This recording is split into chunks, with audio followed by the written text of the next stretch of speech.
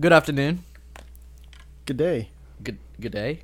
Yeah, it is afternoon. Yeah, I was this it's daylight like way saving. afternoon. It's like 6 hours afternoon. That's true.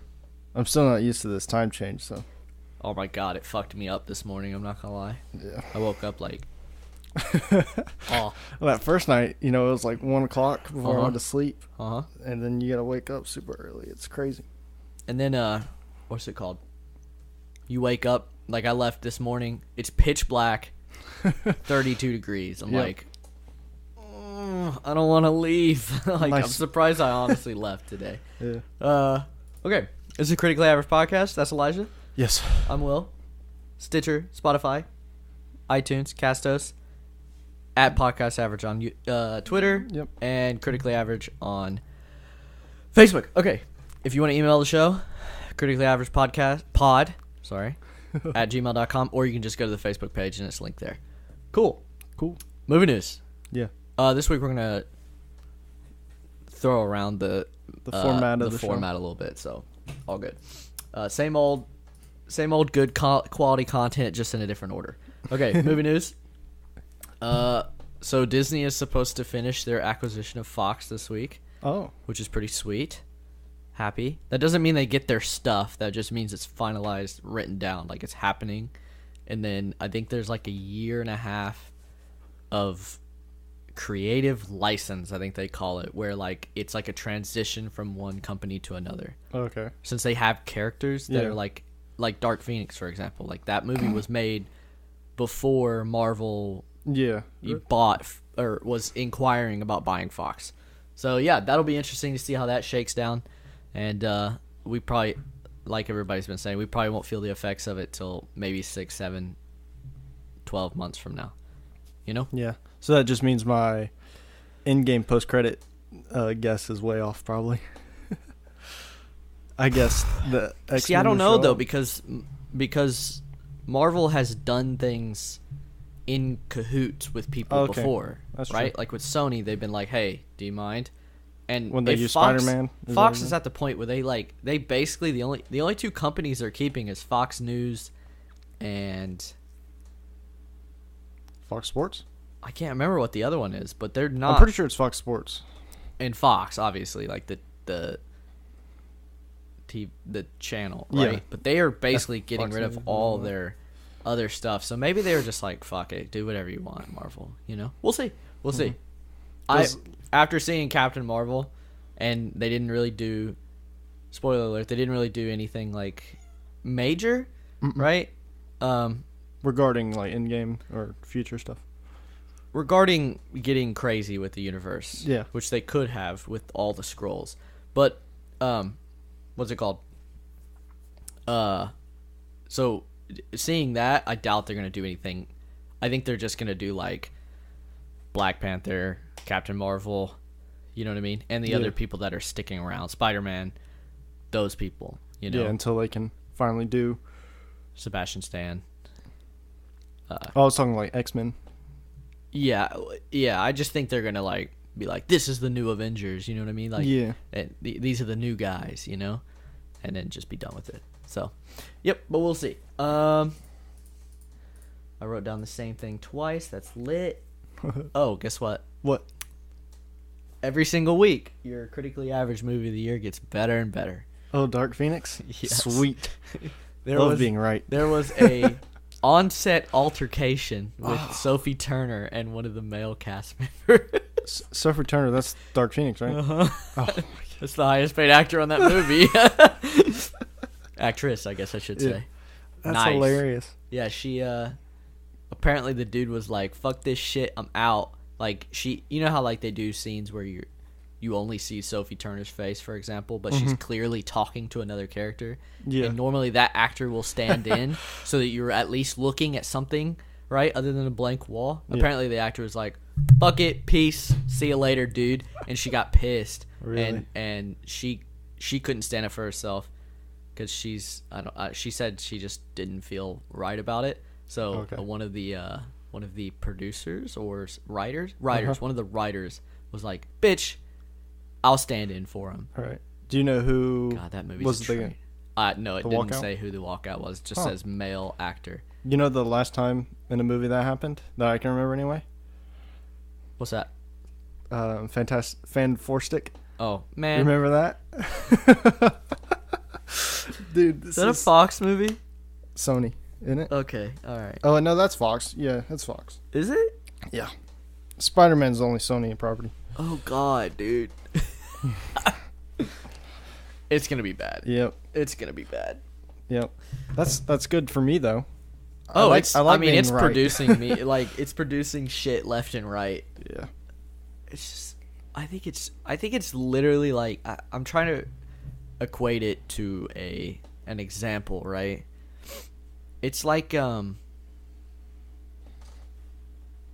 can't even think about it. It's like a little itty bitty dog. You know how little dogs are like seriously ferocious even though they're Like tiny? Chihuahua, yeah. It's like Dark Phoenix is trying to be this big bad thing when it knows it's dead. Like it's like not even going, and it's like this big grandiose thing, and it's got all this attention and everything. It's just like Nice. whatever, man. Nice. The date's been pushed back. It's been reshot. There's shit going on the.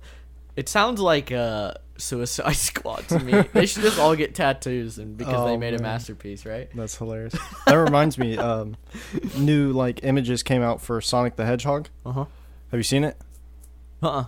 Try to Google it real quick. Okay. It's terrifying.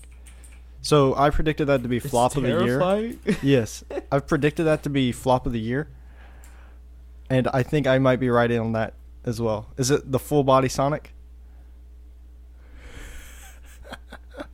You're taken aback by what you're seeing right now. What am I looking at? That's it, dude. What the fuck is that? Hold on a second. Hold on. Was it a trailer? Nope, it was just like a promo art, like poster. Oh, this It's is literally him just standing there, and he looks terrifying. what the. Maybe it's because we've only really no, dude. We've seen a 3D Sonic before. I mean, like, look what they're doing with the Pokemon movie. Yeah, the Pikachu movie looks. I mean, okay, there are some terrifying, like the bartender. When he turns around, like that shit. What in the world? But I guess Pokemon are just kind of like it's not hard to. What's it called? Design Sonic. Like he's a very simple looking character. Mm-hmm. He's got tennis shoes on. You know what I mean? Yep. And he's got a very like, just it's like He's literally an oval with like sticks coming off. exactly. Of It's him. like Mario. Like if you fuck that up, like I could draw Mario right now to an extent without even looking at a reference photo. Right? Like you should be able to make. Like Pikachu looks like Pikachu, you know what I mean? I think the fur to live action transfer, just make them all look like latex, or not latex, like just like plastic. Make them just all look like plastic. Don't try to give them fur. That's just kind of weird. Yeah. By the way, Some things just don't translate to we real saw world. the new Pokemon trailer. Uh-huh. How are you gonna put fucking Mewtwo in your trailer? Can you leave that out? I didn't know that was happening, and I had a moment of like joy in the theater watching the trailer, and then I was like, that's like, meh. Yeah, because I actually had that spoiled on Twitter because it was sucks. like on trending for you, and it was like, new Pokemon trailer reveals Mewtwo. Why? I was like, Why well, did what they- if I didn't want to know that, and you just spoiled it for me? In game, as long as they don't fuck it up, have really set the tone for like what trailers should be in the future. Yeah. Cause dude, I'm so tired of knowing the whole damn movie. Yeah. What's the one movie that you just know everything about it? Besides Dark Phoenix, what was Batman, it? Superman. No. It's like a movie it was a movie. It was a Oh. trailer we watched. Oh, Shazam! Every single Shazam trailer, it's literally showing more and more and more, and it's like you basically know the process. Like he gets adopted, right? Mm-hmm. He stands up for his newly adopted brother, runs away from the bullies, gets on the train, gets his powers. They learn what his powers can do. He fights the dude. It's like if there's more movie after that, I'd be absolutely bamboozled because that right there is easily an hour of movie, right? Hour and a half of movie. Yep. Yeah, probably. You got what I'm saying? Yeah. Like all the in-betweens and the fun like mall scene, you know, where he's like charging people's phone, like all that stuff. That's easily an hour and a half of movie, and it's like we know it. But apparently Shazam's good. That's what they're saying. Mm-hmm. Like all the, what do you call it? A lot of people are excited for it. A lot of the early reviews are good, That's but good. every single DC movie's like that. They're like, it's a masterpiece, and it comes out. We're like, but they didn't do it for Aquaman, which makes me feel good that they're doing it for Shazam now. But we'll see. Nice. And then the other thing is, the Russos are already making a new movie. It's called Cherry. I don't know the hell it's about, but Tom Holland is in it, and he's the star. So apparently they like Tom Holland. Cool. I don't blame him. He's a pretty cool dude. Yeah. All right, that's all I got. Cool. You got anything? I don't believe so. Yeah, I don't think. Yeah, I don't know. It's always like during the week I'll forget to write something down and be like, oh, I'll bring this up during the podcast, and then I'm just forget it. All right. It's actually time to talk. Cool. All right, well, let's go ahead and get into the main topic. Yep. This week we're doing Captain Marvel. Yes. Yep. Came out Friday? Yes. Yeah. Yes. And we went and saw it Sunday, and the movie yes. was packed on Sunday. Oh, man. Yeah, because you got the tickets, like, Wednesday or Thursday? Friday night. Oh, you did? I was at work. Oh, okay. Yeah, and you're like, to say it's going to be tight is an understatement. Yeah, we, like, some movie theaters, the two seats next to each other are, like, couple seats, and I thought we were split, but we went to the Dolby, so it was like, I think they were Dolby, right next to each other. Yeah. We So just it had wasn't two armrests instead of one. Exactly. Which is actually pretty sweet. Yeah, because the guy next to me didn't even use his. Exactly. Like, We got like in a corner. Yeah. Right? So it gave us more space. It was cool. Because when we went to see Aquaman in IMAX, and those seats are like super tiny. Oh yeah. And I was sitting next to a larger guy, so I was. Yeah, Dolby's sick. I love Dolby. Yeah. For some reason there wasn't any, or I think Dolby for Aquaman was sold out or something. I can't remember. But seeing Spider-Man Into the Spider-Verse in Dolby was like the greatest thing. Oh, ever. that was fantastic. It was amazing. What's it called? What was I gonna say? Yeah. So it was packed on a Sunday at 10 a.m. Oh yeah, like no less. Because the movie theater we go to is located inside a mall, and it opened at 12 that day. Yeah, it opened at 12. And it was like deserted, it was packed. But the movie theater was packed. And it has the 6th largest opening of all time, yeah. which is pretty cool because everybody thought this movie was just going to be a nothing, like a, you know what I mean? So I mean, all right. It's hard for a Marvel movie not to be, because they're like at a really high right now, because like in phase 2 or so, they were like like Thor: Dark World and like Age of Ultron. Age of Ultron made a lot. I think as a Marvel fan, I'm more inclined not. Well, I mean, now that I do this, I kind of want to be on top of. But if I wasn't, I would be more inclined not to go the minute it comes out. Right. Because of the hype, right? Which I think is kind of interesting. I'm still gonna see it, right? But You're like, not in a rush. I'm not in a rush except for the big ones. Right. Like all Infinity War, Endgame, all those I'm gonna go see like right when they come out. When does Endgame tickets come out? Do you know? I don't know. I'll be on top of it though. Okay, cool. Because I want to put that episode on the day that it comes out. Right. Because just to be on top of it, so you guys can get that content as it's coming out. All right, you want to get into it? Yes. Cool. You want to do non-spoilers and spoilers since it's like it's still movie? fresh. Yeah. Mm-hmm. So, what happened? This was an origin story, and It was, but I will say it's a backwards origin story. it reminded me a lot of like Memento. Like the Indeed. patching everything together, Which is kind of cool out. because it's not like your typical like here this like kind of like Shazam's looking like it's gonna be like Right. just the natural time progression from start at point A to point B, right? Yeah. This kind of starts you at point like X, and then you really don't go back. You continue forward in point X, but you learn about point A to X during the movie. Yeah, which is so I like interesting. that. I thought that was interesting. And this movie had a lot of question marks about why doing an origin story so deep into something, especially when she was going to be a big role in Endgame, apparently. Exactly. And I think they went the right way about it, not making a basic origin story. Yeah, I think at this point we've seen what, like 10,000 origin stories, so you gotta put a fresh take on it, or switch it up. And I mean, let's be honest, this is no masterpiece, right? Mm-mm. This is no Infinity War. This is no Yeah. Into the Spider-Verse. This is no Spider-Man: Homecoming. But it's like, I thought it was a lot better than I thought it was gonna be. I did Let's too. Put it that way. I did too. You know, and I think it's better than Aquaman, Movie standpoint, yeah, probably. which I think think it's on par with Aquaman. Let's put it that way. Okay. I think I enjoyed Aquaman more watching it at the time, Okay. but I think Marvel's a better movie.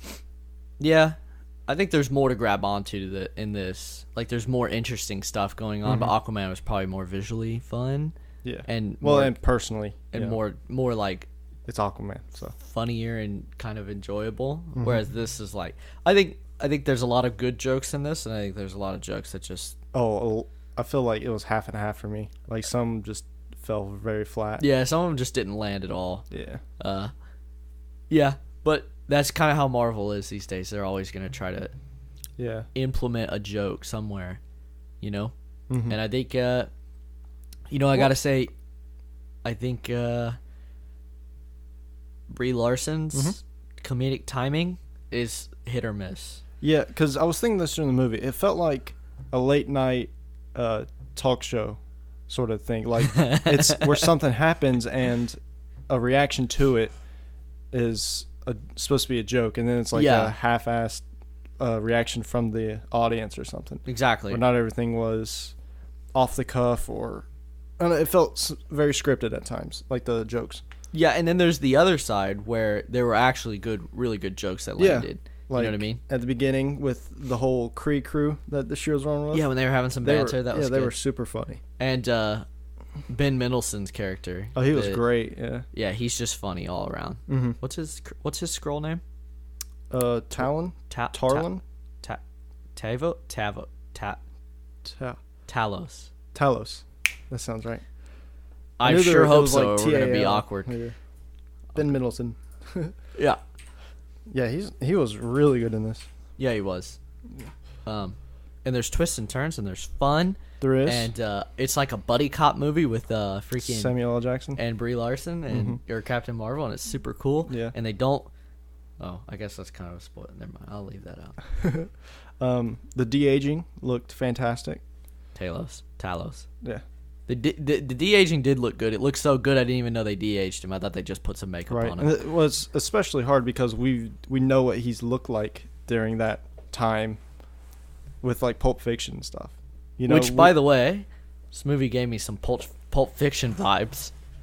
yeah, Like when they first show up in a suit and, and they're in that black car. I Yeah. was like, is that kind of like is that a nod to Pulp Fiction? Because it really feels could've like been. it. It feels like it. I think it looks good. There's some parts that I'm like, ugh. Yeah. I'm not a huge fan of Mohawk Captain Marvel. Oh, I gotcha. That's just not my thing. Plus, I just don't think it looks very good. I think the eyes really trip me out when they're not glowing. Yeah. I could like tell they had like old school Batman her eyeliner to go all the way around her eye, and I was like, that just doesn't look natural, man. Right. It's just weird what will happen. So sorry to interrupt, but I just got a notification that is just titled "Of course he did." Ronaldo just scored a hat trick, so they just beat Atletico to advance. Of course he did. Of course he did. Of course he did. He always does that shit. Yeah. All right. Sorry interruption. But yeah, I think the Mohawk's not great, and I think they should just let her. I liked it best when she, like, for example, at the end when she there's a part. Sorry, I forgot we were in. There's a part where she is flying in space without her helmet on, and it looks really good. Yeah. Because her hair's just kind of like there, and I don't know. I think it looks better than her having like a helmet on and a mohawk and everything like that. So Yeah, I gotcha. anything else? I believe apart from the Avengers movie, this is probably the best cast, like supporting cast, surrounding the hero. Ragnarok. I think there's more in this. Because in Ragnarok you got Korg, Valkyrie, Hulk, Loki. Those 4. But I think like Ben Mendelsohn, the other girl, forgot her name, her best friend. Oh, yeah, I got you. Yeah, her. Samuel L. Jackson. Coulson's even good. I mean, like, all of these were great. I mean, Ragnarok's a good one. Maria Rambeau. Yes, Rambo. The pilot. Yeah. Her co-pilot. Her best friend. Yeah, and then you got... Like, Jude Law. Mm-hmm. He's really good. As Jean Rog. Dr. Lawson. She was really good. Okay, I won't say really good. She wasn't great. I didn't think she was great. Okay. But I think she was cool. I can't really say. I think she was cool at first, but the longer the movie went on, it was like it got more and more like. But I guess that wasn't really true, like Dr. Lawson. So, I don't know. I'm not a massive fan, but I would agree with you. I think like Ben Mendelsohn, like Talos, Nick Fury, Jan Rog. You know what I mean? Mm-hmm. The co-pilot, the cat Goose. Goose is pretty cool. Yeah. The cat and who's the other character I was gonna say was really good? Oh, can't remember his name. Agent Coulson. Oh yeah, he wasn't in a whole lot, but he wasn't in it, but he was decent. Mm-hmm. You know. Yep. But his de-aging wasn't so good. Well, they didn't really have to focus on him, so I mean, I give him a pass. Like if you're looking for it, you know what I mean. Mm-hmm. What else? What'd you think about music? It was a little bit Venomy. Like, you know how Venom was like, this is San Francisco? Yeah. It was a little bit like, this is the 90s. I'm a woman, and this is the 90s. I'm a woman. This is the 90s. Yeah. Yeah, like her final fight scene is... Oh, I was literally going to turn to you. I was like, I don't like the song selection right now. Yeah. Like, it was so... It took me out of it. It was forced. Mm-hmm. Yeah, and you're... Exactly. Like, I feel like every single Guardians of the Galaxy, whenever they kick in the music, it matches with the fight, mm-hmm. and it was good. And I think they just... I mean, I guess they can't because James Gunn is out of the picture, but they should have been like, hey, James, how did you do that, by the way? Because I just don't think it landed. Because a lot of the songs from Guardians of the Galaxy were slower paced, and like Guardians did a lot more like slow-mo cuts or like, you know, like it wasn't fast. Like the Captain Marvel song that was playing, I can't remember it exactly. I didn't go back to listen to it or Which anything. one? The one during that final fight. The I'm Just a Girl? Yeah. Like it was like overly loud, it felt like. I can agree completely. I was like like when it started I was like I can't even hear the punches that are landing. Like it's just crashing metal, people yelling and music. Yeah, just like, it's overly loud and it was a fast-paced song where the fight itself isn't like doesn't match. They just needed to do a film study on the opening of Guardians of the Galaxy 2 and just watch that over and over and over again until they figured out how to do it. And then they'd be done. Because the opening of Guardians of the Galaxy 2 is like a perfect meld of like ironic music. You know what I mean? Yep. And it's all matched up with like them fighting and Groot's dancing and he's like barely getting missed. And so it's like, it's funny. It makes sense because they're the Guardians of the Galaxy, so it's built into the story, right? Like he's going to be playing the Awesome Volume Mix 2 while they're fighting because that's just how he is. But like there's nothing to insinuate, you know what I mean? Like I don't know if I want it this forced, but what if like somebody had, maybe it's implied that someone hit the jukebox or something, but I don't know if I want that either. That just seems kind of like... Well, I mean, because they went on that ship. We're in spoilers. I'm sorry. Non-spoilers. Yeah, we'll talk about it. Okay, so I'll just be very vague about it. When they got to Dr. Lawson's lab, there was a bunch of knickknacks and stuff on there. Like old 90s, 80s stuff. Yeah, they could have, like accidentally bumped into like a Walkman or something, Yeah, or one of the characters that was her friends that's up there could have been like, hey, maybe this will help, and then hit the jukebox and played like I'm Just a Girl or something. You know what I mean? Just instead of just being like, we're playing this song because we're women and we're big and we're cool and we're awesome. You know what I mean? It's like, I totally get it, but maybe don't force it that hard. Yeah. But that was the only part that I thought was that was the only song I didn't like in it.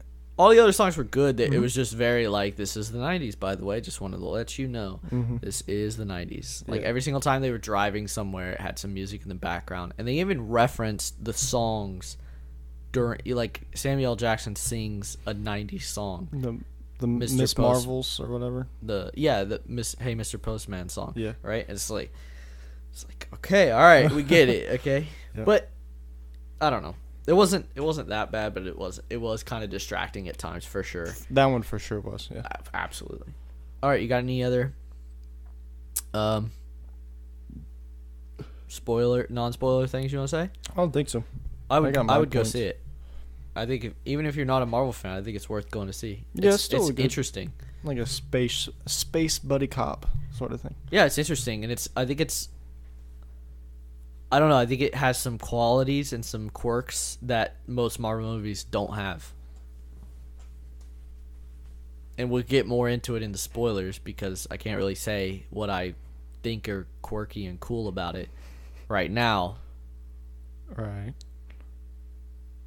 Okay, she's not fighting the exact same villain as her. Do you know what I'm saying? Oh, yeah. It's not the exact same villain. I mean, there's not necessarily... Yeah, okay.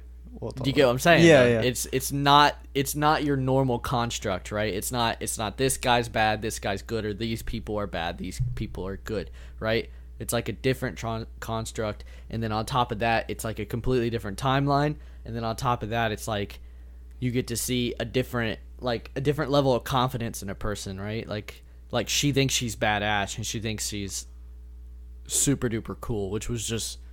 You know, and she ends up being, but she also gets her ass kicked a few times. She's like, wait a minute, maybe I'm not as cool as I think I am. Yep. You know, and so it's like you get to see these different levels of stuff, which you don't. It kind of reminds me of like Doctor Strange in Thor Ragnarok, like how overpowered he thinks he is. You know what I mean? Where he's just like dropping people through universes and shit. So yeah, okay, cool. Yes. So spoilers. Yep. Where do you want to start? From the beginning? I want to start with I think it was super cool that the Skrulls are not the bad guys. I did too. I didn't know that. I have to say I guessed that. Really? Only because in like because there was that like photo thing of the Kree crew with Captain Marvel and Jude Law meeting Ronan. And I knew Ronan's a Kree because of Guardians of the Galaxy. True. And when you have a pre-existing villain in the universe, true, with your hero, yep, that makes me like I was already thinking like they could be, and bad. Also the other guy, the black guy that was in Guardians as with well. The swords. Yeah, I forgot his name. He's got a really weird name. So. Yes, he does. So like when you have those two already existing characters in the universe that are bad in the other movies, it's like, well, I know they're bad, so I don't fully trust them.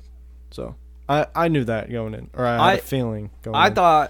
I knew that as well going in, right? But I thought it was going to be just a complete cluster of villains. And oh, okay. I thought some Kree were going to be bad, which I think is still true. Oh, yeah. I think there are factions of Kree that are not bad. Yeah, I like believe they're so. just trying to do their job, and they didn't realize that these people didn't want to war with them, because Ben Mendelsohn even says it in the movie, or Talos says it in the movie, my hands are bloody in this war as well. You know what I mean? It's not like all the Skrulls are, faultless in this situation. So I think there are some Kree that were trying to do the right thing, and then there's Kree that obviously are doing the bad thing. And I even think past Yon-Rog's past him, I think most of those guys are just doing what they're told. You know what I mean? Yeah, I don't think they have their own following orders. Exactly. I think if they were put in Captain Marvel's situation, they would probably realize the same thing. Yeah. You know? It's just once you get there and you're fighting, it's hard to switch your mind halfway through. Do you get what I'm saying? So I think that was super interesting, and I think it was interesting that I think the what do you call it? The reasonings and motive, Ben Mendelsohn's Talos's motive was really cool, because it didn't seem like like at the beginning it seems like he's just like plowing forward trying to get this one thing, right? Like he's trying to get information to get a thing. And then you realize he's actually just trying to save his family. Like, yeah, because he completely ignored the Tesseract, which was in this movie, by the way. He completely ignored it when he actually came to it and just went straight for his wife and kid. And it was really cool. It wasn't like Talos was like this super bad dude and then switched to be like, oh, now he's good because he wants his family. Like, no, he does his best not to hurt Captain Marvel and whatever fights they get like into. When she gets captured, she never was tortured or anything. I'm sure it didn't feel great, like going through her own memories and stuff like that. Yeah. But he wasn't doing it to hurt her. He was trying to get information to save his family, right? Yep. And then when she breaks out, he doesn't immediately like shoot her in the head or anything like that. You know, he's also kind of like, hey, calm down. Like whenever the Kree crew showed up on that planet at the beginning, like none of the Skrull, like they had opportunity to kill him, but never did. Like the sniper chick. I mean, I guess. So it's not like they're out to kill everybody and then just, oh, we're good, you know? But obviously they have. I mean, the Kree wouldn't be fighting them if they hadn't killed people before. I know, but I'm saying, like, they're not... That was forced by action.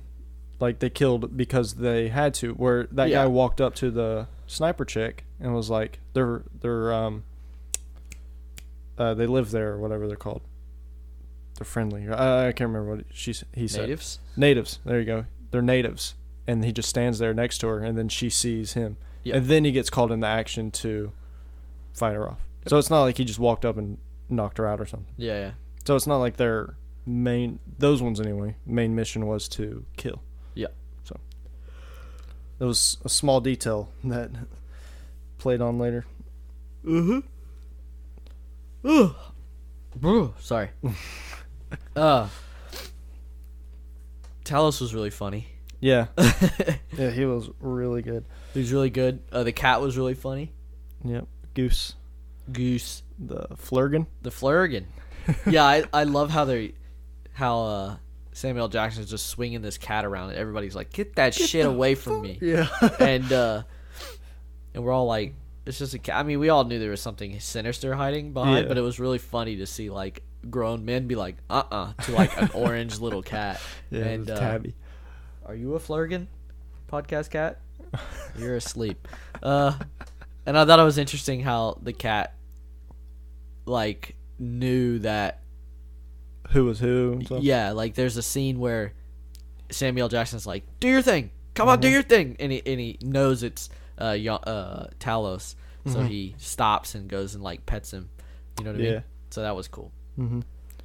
One thing I did find, it wasn't terrible, like it wasn't the worst thing ever, but I was like, okay, I know why you did that. It was like when they were getting to know each other, Marvel and Nick Fury. They're like, Fury, everyone calls me Fury, you know? And then like a couple minutes later, he's like, good job, Nicholas. Oh, so you're saying they just set that up for that? Yeah, that did feel kind of construed. I was like, you did that because you needed a way to figure out that wasn't him. That was definitely a scene of like feeding the audience, like spoon feeding. Yeah, you know what I mean. Where normally Marvel just lets that go. And the real fans will be like, nobody would call him Nicholas. They all call him Nick, like, or Fury. Imagine if he didn't call him Nick or Fury and he just said Nicholas. Yeah, I mean, you just said just like in Havana. Like none of us know what's in Havana, but we got on like, oh, he didn't really go to Havana or something. Exactly. And also Samuel L. Jackson does like a little squint. Like, do we also need to be like prompted earlier in the movie? Like, hey, by the way, someone's going to call me a different name other than Fury later. You know what I mean? And I think they packaged it better. You know, I think you could really mess this up by just being like, everybody calls me Fury, and just have it like out of nowhere, out of context. But they're getting to know each other, and you're like, so what do people call you anyway? He's like, what does your mom call you? Fury. Oh, because he said his full name to the guard. He was like, Nicholas Jeffrey. Oh, it's a Fury. Jeffrey. And she was like, you got 3 names? Yeah, so it felt natural, but it was definitely forced. Well, because it happened like 5 minutes later. True. So it was like we have opportunity to say this to set it up for a next event. Exactly. Yeah. So I didn't have that big an issue. I was like, it stood out to me. I was like, why do you got to do that? Yeah. And going back to like the cast, I think when you have such a cloud of doubt over a movie, like, you know, because a lot of people are like, Brie Larson couldn't carry a movie or a franchise like a Marvel, something as big as Marvel. Uh-huh. I think it was smart to have such a good cast with her to support. Yeah. Compared to if it was a bunch of B levels and then like, she's like the main thing. Mm-hmm. I got you. Funny. It's funny. You say the Fury name thing. Yeah. Because my first note was Fury name. That's funny. So, Fury gets in a lot of car crashes, doesn't he? Yeah, man. He should just stop. Dude, he's driving. always like purposely crashing a car. Like he demolished that one dude. Oh yeah. Yeah, that was funny when he what's it called? I also like that like Shield is, what do you call it? Established, right? Like Shield was a thing. Yeah. Like it didn't show us like this is Shield headquarters, blah, blah, blah, blah, blah, you know what I mean? They just show up hours after she hits the ground and they're like, "Sup? What's going on there?" You know what I mean? And then they're like, I also like the fact that they think they're all big and bad. They're like, "Oh, we got fucking light speed engines and we got all these cool jets and these secret things." And then they're like, "Hey, there's green aliens that can turn into anybody." And and they're like, well, and they didn't bullshit. They didn't do the basic like, I don't believe you. There's no way aliens exist. Like it literally took them one thing to believe it, or literally like they were questioning her at that pay booth, the pay telephone, and then that guy just shot some weird laser at it, and they're like, "All right, we believe you." Yeah, because she was explaining what the scrolls were. Exactly. It was just kind of it felt funny that like Shield thinks they're all big and bad, and then they like, "There's no such thing as green aliens." Okay, yep. It's like, but just wait. You're about to learn a whole lot, and then just wait to the far future when you know what I mean? Yep. When you learn about stones and other aliens that are gonna destroy half the universe and shit like that, like shit gets crazy within 20 years, 30 years, I guess. Yeah.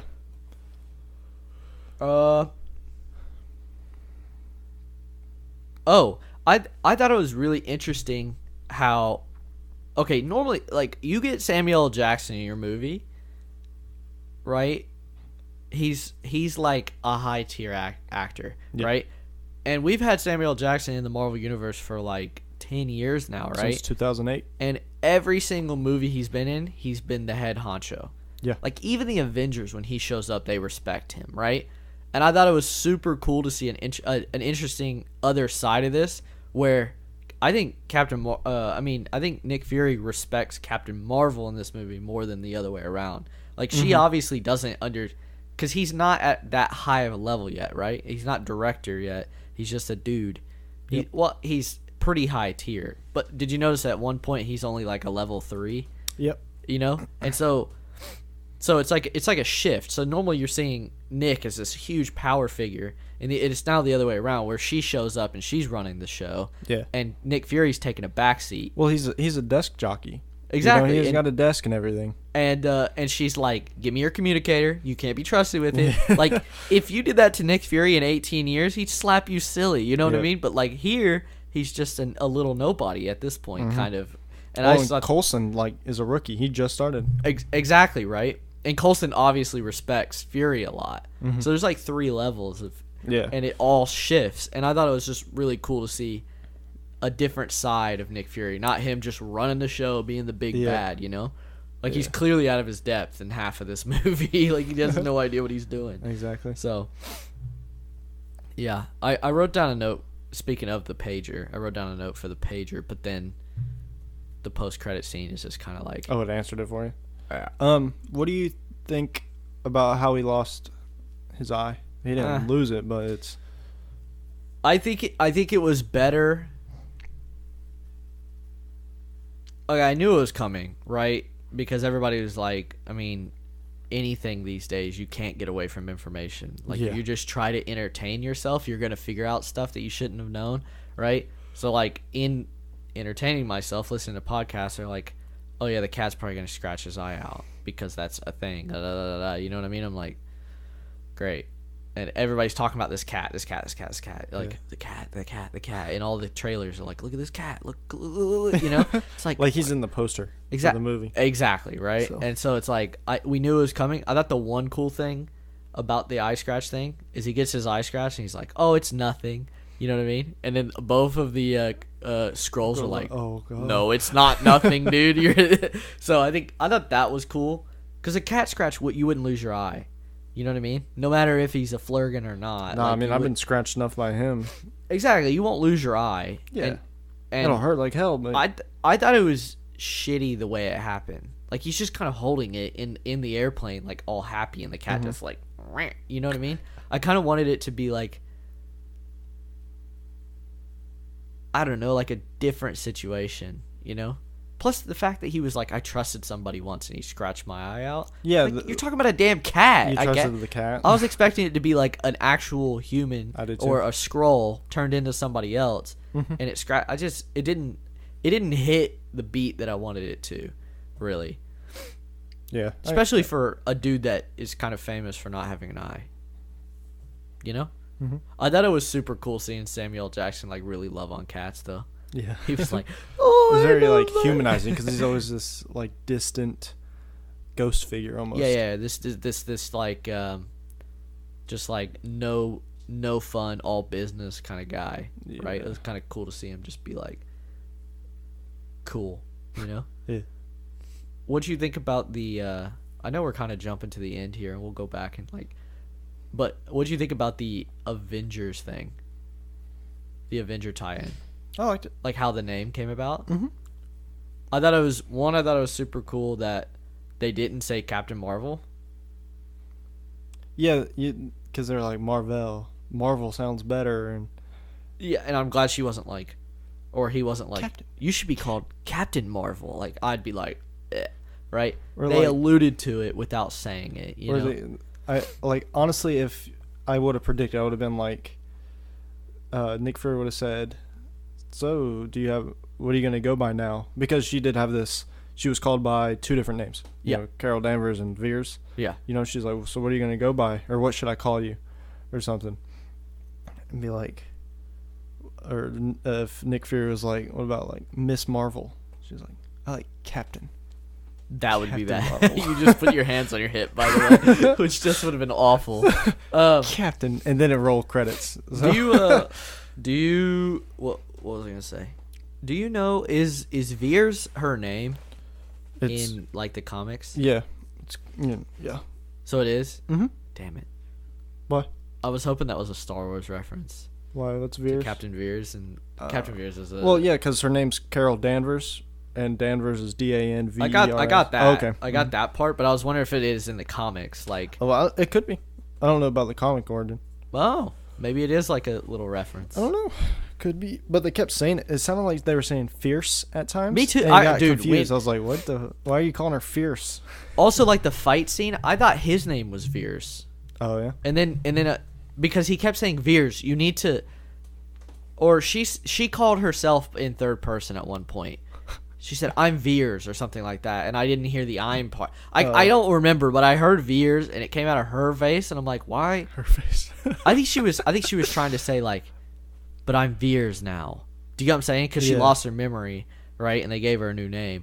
And I was like, wait, is he Veers? Is it? The beginning of the movie is just high speed. Like, you got to keep up because it's not telling you shit. Yeah. And you're just deep. That's why I think, like, if you've never watched a Marvel movie, and you're probably like, what did I miss? Yeah. What's happening? And then you'll slowly come around. You know what I mean?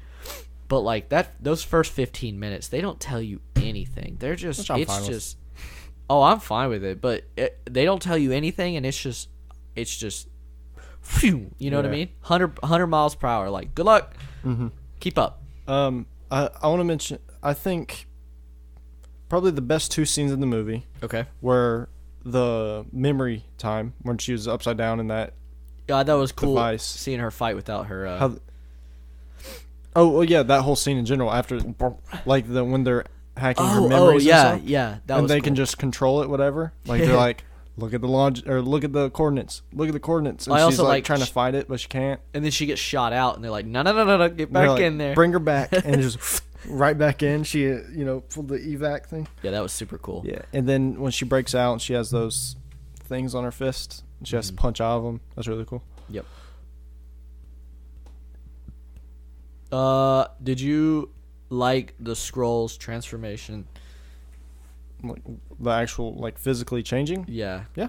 Oh, that was cool. Mhm. I wanted it to be like not easy. Do you know what I'm saying?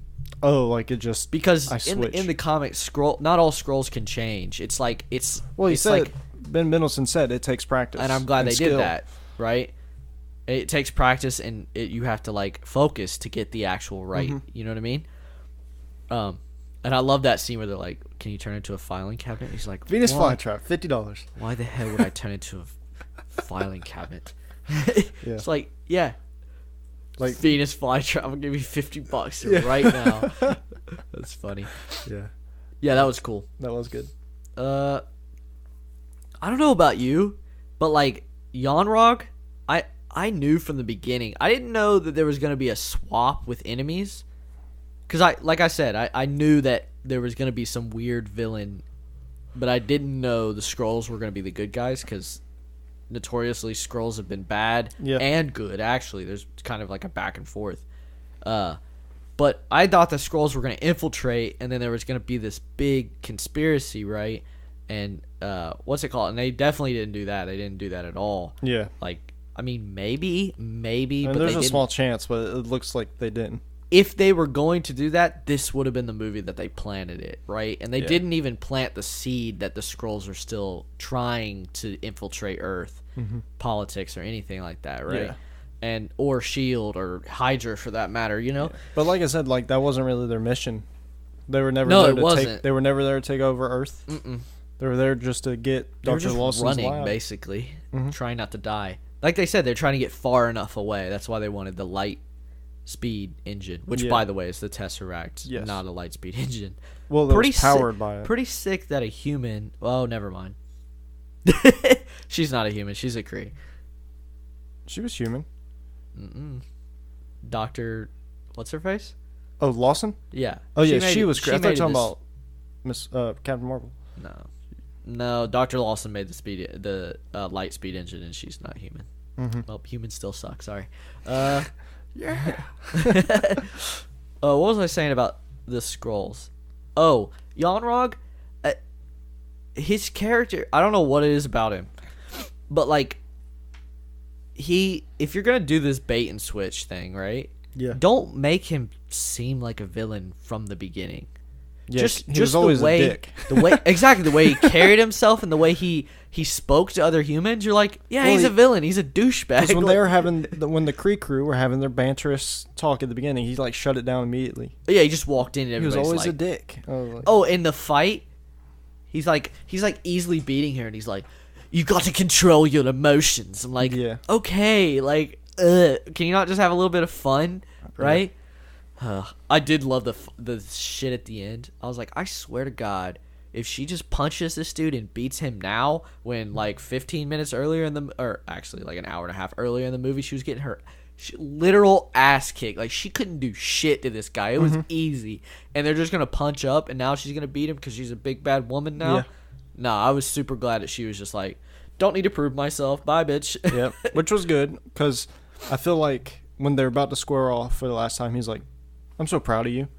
Like, because that fell very flat for me. Like, and like the whole, And I think it was supposed to. it was supposed to be funny, I feel like. But the whole theater was silent through it. So I was like, ooh. I don't know if it was supposed to be funny. I think you were supposed to be like, I don't know about that one. I think you were supposed to be confused. Like, what? Is he really? Maybe it was supposed to be funny. I think I definitely didn't laugh. It would have been, no one did at the time. I think it would have been funnier if, he's about to, and he just puts it back and says, like, to hell with that. prove to me once and for all. Yeah. And then she goes, Or he just, and then just shoots him, like Indiana Jones did. You know, that guy's Exactly. showing off with the sword and he just pops him. yeah, like, or put his gun away and be like, please don't fire fist me. Or like, please don't plasma blast me. Don't fist me, yes. Well, they kept saying like, you got your magical fire hands now. What if he was just like, please don't magical fire hands me? Can we just fight like men? She's like, no. Anything else you want to say? I don't think so. Gosh, I think there was something I wanted to say. My favorite part of the whole movie was the buddy cop stuff with him and her. Oh, I yeah. really liked my favorite part was probably when they go to Pegasus. You know what I mean? And I also loved. I basically loved any scene where Samuel L. Jackson and Brie Larson were alone, because I think they just work so well together. And I really like how she shows up on Earth and immediately goes, "Where's Fury?" Like that just shows how much respect she garnered for him throughout this movie. Oh, in the end credit scene. In the end credit scene, she doesn't show up and go, "What's wrong?" She didn't show up and she goes, "Hey, where's Fury?" You know what I mean? I don't care who you are. You're clear. I mean, she knows who they are. They traveled across the galaxy. She's like, Captain America, you're cool and all. And speaking on where's that, Fury? Yeah, I don't know this for sure or if it was on purpose, but she looked like she's been through some shit. Oh yeah. She's all like, her hair's all fucked up and Her hair's different. She looks like a little paler. she looks older. Well, I guess she ages normally. I don't know. They don't really Who knows? address aging, but they only de-age. They don't overage. I do like how But they. it's like she's like, because it's the whole universe Yeah. that got snapped. So I maybe do. she's I do like. Yeah, there's theories that she almost got snapped, but she prevented it somehow, and that's why she looks she's so rough. stone powered, so it's possible. Because the powers came from the Tesseract. time? No, space stone. Yeah. Jim. Which means she might be able to do some funky stuff. I did like how. Okay, what I didn't want to happen, right, is you know how like there's these cliches in really shitty superhero movies where like you're powerful enough, you just don't know it yet. Kind of like Wonder Woman a little bit. It happens a little bit in Wonder Woman, but I think it's very well done. Where she's kind of like, you know what I mean? And they're like, no, you're powerful enough, you got this. And she like flies for the first time. Do you know what I'm talking about? And then she like does the thing and shoots the laser back. Well, and it's like supposed to be that she like figured herself out and she's amazing. well, in Wonder Woman, she was always wanting to fight. She was always wanting to train and stuff. Yeah, but the Wonder Woman is a bad example because it's really well done. But Yeah, what I'm trying to that- say I is was like just going there's a on lot with of there's a lot of movies where like they unlock their true potential because of their want to be better. Right? I was like, if she, because clearly she doesn't have the same power level at the beginning of the movie as she does at the end, and you could tell us in the trailers. And I was like, if that's because she just woman powers up and just like, or you know, just not even woman power, just like will powers her powers to be better, Yeah. I was gonna be pissed. But instead, they did this really cool thing where like, the Kree knew that she's hell of a lot more powerful, so they implant this thing which she thinks gives her powers, but realistically they restrict. But when she found out that the powers are within her, Exactly. like literally, not just like Mm-hmm. emotionally or whatever, she's like, I have the power with or without this thing. Yeah. So you're lying to me. So And I'm Young-Rog able to do this. has put this seed of doubt in her mind that if she ever gets rid of it, then she'll What can lose be her. given can be taken away. Exactly. Is what he kept saying. So. Exactly. And I thought that was a really cool thing. So it was like a tangible reason why she had her powers and why she was so powerful, not just because she got better at it. Right. Do you know? Yep. Like I think Marvel really does that well. You know what I mean? I think one of the worst I can think of is Thor. You know what I mean? Like Thor kind of just becomes powerful because Hela's like, you're more powerful than this, and he's like, oh, I guess I am. You know what I mean? And then he like really truly unlocks his full lightning powers, and It took him to lose the hammer to realize, that's fair. That's fair. But I think a really good example is like I like Doctor Strange because I'm very much a person that like I think if you apply yourself, you can learn just about anything. as long as you work hard enough at it. That's why I like Doctor Strange so much. Because that's what he had to do. He literally, like, he's struggling, you know what I mean? And he has to learn it. And he doesn't just, it's not just because he's the best, you know what I mean? It's because he's willing to put forth the time. I mean, he's literally sneaking into the library to steal books to read and learn, you know what I mean? He's just a better student than everybody else there. In the movie, the guy that was paralyzed and he learned the mystic arts and just fixed his back. Yeah. Like that guy, he literally just did it to fix his back and probably didn't take time to learn anything else. Exactly. So. But to be the Sorcerer Supreme, he had to put his full time and effort into learning everything he could about it. Yep. Which I thought was cool. Yeah. And I just really hope they didn't just do this like, I believed in myself, so now I'm powerful. I just hated that. And speaking of Thor, welcome to the woman Thor of the Marvel Universe. She's basically woman Thor. I would say they're about equal power levels. Oh yeah, for sure. They could both fly. Like, basically, they didn't make her like overly powered. She can do what Thor can do. But she doesn't really get her ass kicked. Yeah, she does. Thor has. Does she get her ass kicked? Thor has gotten his ass handed to him. Does Captain Marvel get her ass kicked post getting her powers? No.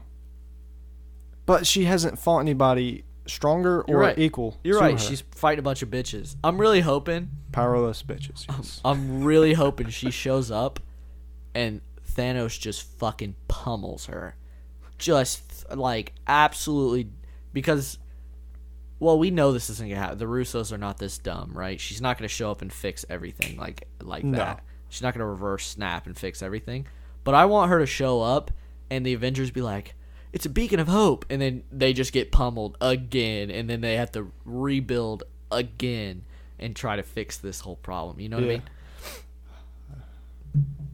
Because clearly she needs to be there for some reason. You know? They don't even know why yet. True. They didn't know who she was, or what that pager was, or anything. By the way, she just kind of showed up. She's kind of like, poof. Do you think she can teleport? Do you think she's... Like, she's space stoned. I mean, she's space stoned out, or do you think she's just sneaky? I feel like even though they're Avengers, they get snuck up on all the time. Facts, dude. Like, and I understand she's like super powered and like can fly, so she doesn't really have to touch the ground. But like, if you see that scene from a different angle, you'd be like, she's right there. She's literally in your periphery. You would see her walking like the screen. You almost have a 180-degree view. Like she's right there. Yep. Also, half the people in the whole world are dead. I'm sure you're like pretty on edge. On edge, yeah. You know what I mean? Like heightened senses. Everyone's doing. You literally were just talking about how this is a complete nightmare, and then said, "I've had nightmares worse than this." Yeah. And okay, Black Widow. I've had better nightmares. Is that what you said? Yeah. Oh, I've had nightmares better than this. That's nightmares worse than this doesn't make much sense. I mean, stupid. Pretty damn frightening nightmare. All right. For real. That's a fucked up nightmare right there. You want to score it? Yeah, let's do it. Ote. Bonaire score. Yeah, I'm going to say no. I wasn't like... the more fact worried. that I said I was very surprised at how good this movie was compared... Which is not a masterpiece. It was good, not great. It was good, not great. There were definitely some... Hold on. There were definitely some flaws. What do you think the flaws were?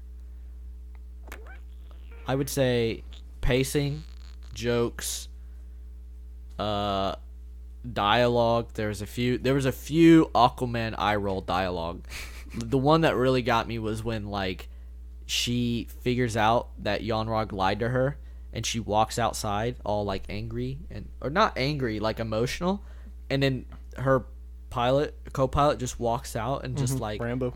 Yeah, and does this like weird monologue speech, and I was just like... Oh, and when Rambo's neighbor came to the door. And that was so bad. Yeah, that's... Without a doubt the worst scene in the movie. Followed by one of the best, when the guy comes in is like all jokey. Ben. Yeah, when Ben Mendelsohn. Also, you remember when she figures out her suit? Yeah.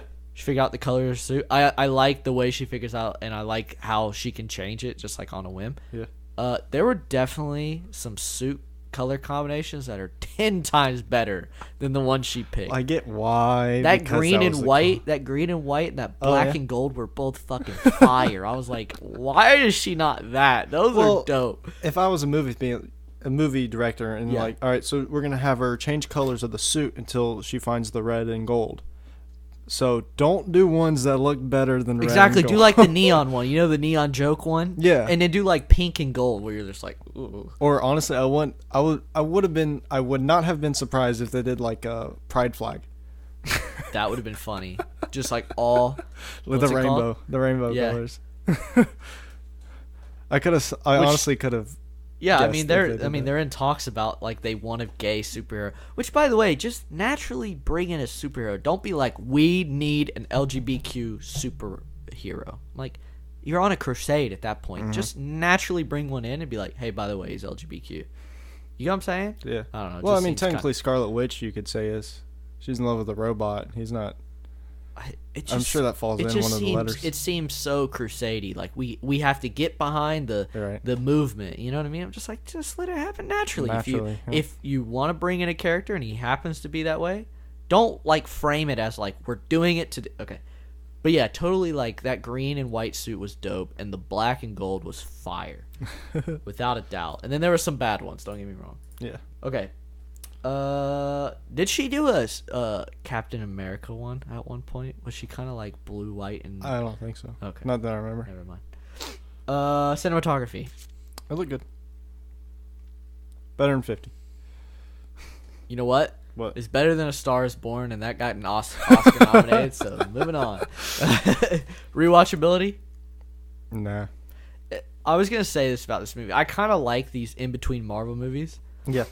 Because, like, I've watched Infinity War 5-6 times now. The rewatchability on that movie is ridiculous. Yeah. But I like these kind of like I would call them palate cleansers. Yeah. They just kind of like reset and get you ready for a big movie. Yeah, because I mean, this was a mood changer compared to like we're honestly probably gonna be crying for like 3 hours. Facts. It's gonna be nuts. So yeah, totally. And I kind of like that it's not rewatchable. Like I have no desire to go watch this again for another 5 years, maybe. I mean, like Ant-Man and the Wasp was fine, but it's not like, rewatchable. I'll watch it one time and that's all you'll need to watch. Exactly. Okay. Actually, most of the Marvel movies are like that. There's a few that are like Spider-Man: Homecoming. Well, it's like I watched this one time and I've got it good. Like I don't need to. Doctor Strange. I'm not gonna go back. I like that movie. I know what happens. I don't. But I think recently there's been ones that I will definitely go back and watch, like Spider-Man: Homecoming. I already did it. Thor Ragnarok. I've already watched twice, and Black Panther. Yeah. Well, I mean, those were like super good movies. And I think Far From Home I'm gonna watch. So I think the good balance is one. Okay, just make good movies first off, which they do. One rewatchable one that's super duper fun. One crazy movie that's kind of sad. And then one, like, just Captain Marvel. Like, it's just there. It's good, not rewatchable, good. Okay, acting. Was good. Yeah, for sure. Samuel L. Jackson carries this movie. Brie Larson's pretty good. There's a few stiff moments, I would say. Yeah. Where she's like... Getting more than 50%. 50%. Absolutely. Definitely better than 50%. Engagement? Yeah. Yep. It was very interesting. Story? That was good. I thought it was interesting. I think for a movie that shouldn't have been interesting, a origin story with what is set out to be a clear villain and a clear hero. Yeah, a bunch of twisties and turns. Yeah, good. One thing I didn't like was like the montage of her growing up when she was a little kid racing. You shouldn't be out here. When she's yeah, that felt kind of, and that was in the trailer, so we kind of knew it was going. Yeah, and her like all standing up at the same time. Yeah, where was she? Was she playing baseball? And she fell in the dirt and got back up. Like yeah, she got a pitch. She got a pitch like at her head. Yeah, she got some sweet chin music and she did that. She fucking demolished a cart. Like she should be decapitated. Okay. Yeah. Then she fell doing the ropes. Doing the rope thing. Training, Air Force training. By the way, that was a big fall. You would get seriously hurt. What kind of training is that? Are they like specific? Like We want you to break ribs and get a concussion. Just- Have fun. The late 80s and 90s were a different time. Nuts, dude. Okay. All right. So that's 4 out of 5. 6. Yep. It's not bad. That's Not- pretty accurate. I think that's accurate. I would say it's about 80%. I think that's honestly like where it. It is. It's 80% on Boom. Rotten Tomatoes. We're amazing. We We're definitely critically average. All right. You want to do the list? Yes. All right. This So- list is top 5 training montages. Yes. When did you do this list? Just a few minutes ago. Me too. I literally did it before I left for work. Okay. I kept meaning to, but I just got so busy over the weekend. It wasn't that hard. No, it wasn't. And I tried to stay away from the cliche ones. You know. Yeah, well, I have, definitely put one on here because it's just I have here down on honorable mentions is all the Rocky movies. okay. Cool. So all those. Well, here, basically the let me do my creation. number 5. I think Rocky 1, and I think I like it because it literally looks like a shitty 2008 YouTube video, like a fan-made YouTube video, and like the beginning shot where he's running through the train. Yeah. It honestly looks like it's recorded for like America's Funniest Home Videos. Yeah. Like it is trash, but it's like it progressively gets better and better, and it's got the music. It's just It's the Rocky dun, song. dun, dun, dun, dun, dun, dun, dun, right, Dun, dun, dun, dun, dun, dun, dun. and then he finishes. Ba-dum-ba. And then he finishes. Okay, okay. You right? thought I was going to? I thought. Oh man, I stuttered. Then he finishes on the steps. You know what I mean? It's just Yeah, like the it's just iconic. the classic, iconic thing. Yeah. And it's probably what started most training montages. I would say, if not Karate Kid. I don't know which one came out first. So Right. yeah, Speaking of Karate Kid. your number 5? My number 5 is Karate Kid. man, I love Karate Kid. Yeah. Are you talking about the which new part? Hell no. one or the old? Are you talking about the new one? Well, hold on, because the one with Jackie Chan and Jaden Smith, or Yeah. the older one with I'm Mr. talking about the old one. With Okay. Mr. Miyagi Yeah.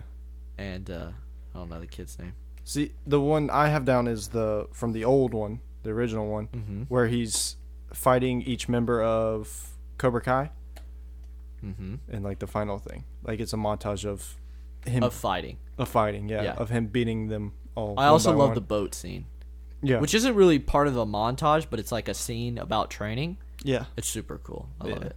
He just keeps knocking them off. Oh, and the wax on, wax off is classic. yeah, And they redo it in the new one, and it's like nobody fucking waxes their car anymore, so you can't really do that shit. But back then, people waxed their car, and it was just like, and I think it was like the first time a training montage has been about discipline and not about just pure like get as strong as you possibly can. It was Yeah. like, no, this is discipline. This is like, you know what I mean? And then the fight is like perfect. yeah.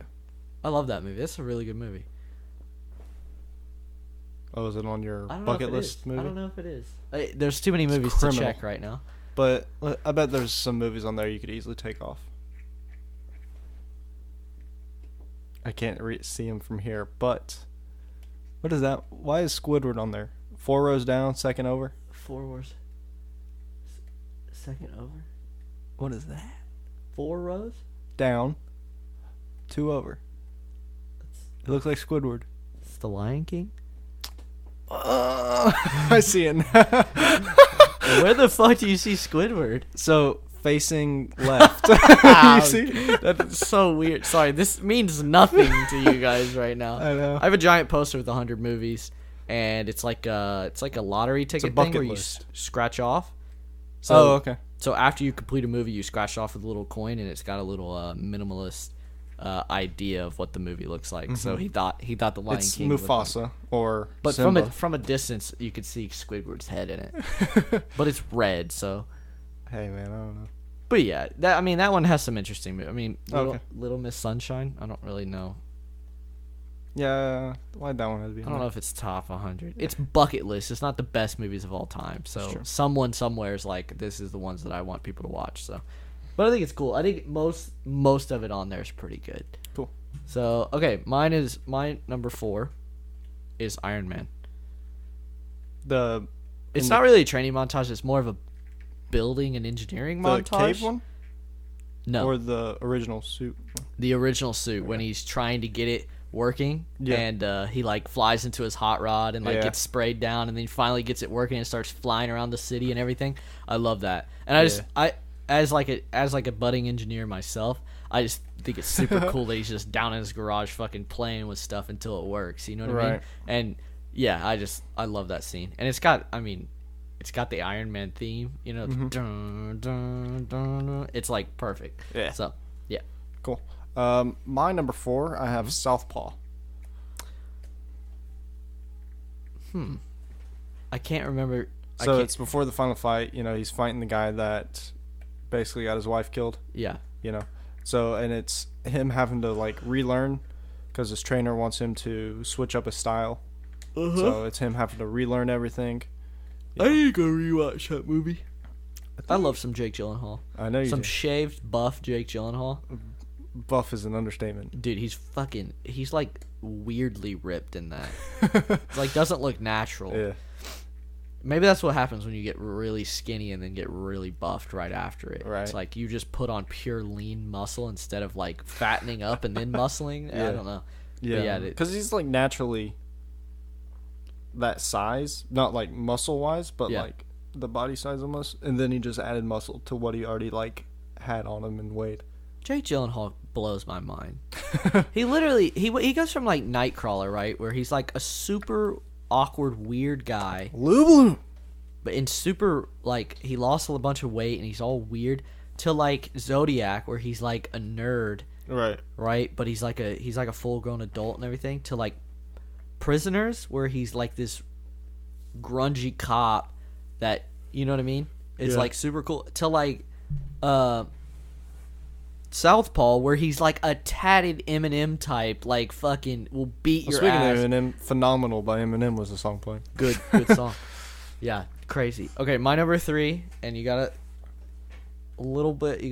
stretch it a little bit here, is Daredevil, right? There's a few of them, but my favorite, I love all of them. Every single time he's punching a bag and like what do you call it, contemplating life and everything like that, all those scenes are really good. And then his learning with Stick is really good. And then in season 3, there's a scene where he loses his hearing because he gets collapsed under a building, right? And he loses his senses basically because he's fucked up. And there's a scene where he's getting back into it. He finally starts to hear things again. Yeah. And he starts like moving around the room, and you can tell he like knows where everything is, and it's like super cool.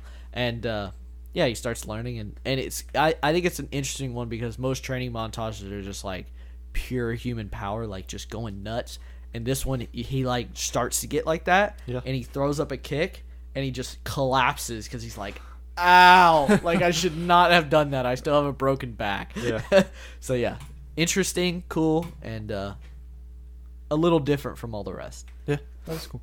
Speaking of different, this one I think is as well. It's from the first Creed movie, training montage. Okay. So it's, he's about to fight, and, Rocky's his trainer, but Rocky gets sick. So it's like cuts in between him training and also taking care of Rocky at the same time. And Rocky trying to help him and, like them helping each other, but Rocky's sick. It's him learning to punch, because he's still a novice and still learning. Yep. So, and then, it culminates with him trying to run down this road, and he's getting chased by all these four-wheelers and dirt bikes, like his friends and stuff. Yep. And with some kind of like the Creed Rocky music, because they have... It's more modernized. More modernized, like that playing the whole time. And it's like really slow-mo, and it's super cool. And he's in like the dredges of Detroit or wherever the hell he is. It's Philly. Sorry. Duh. I should have Don't you know Rocky? I'm sorry. All right. My number 2 is Warrior.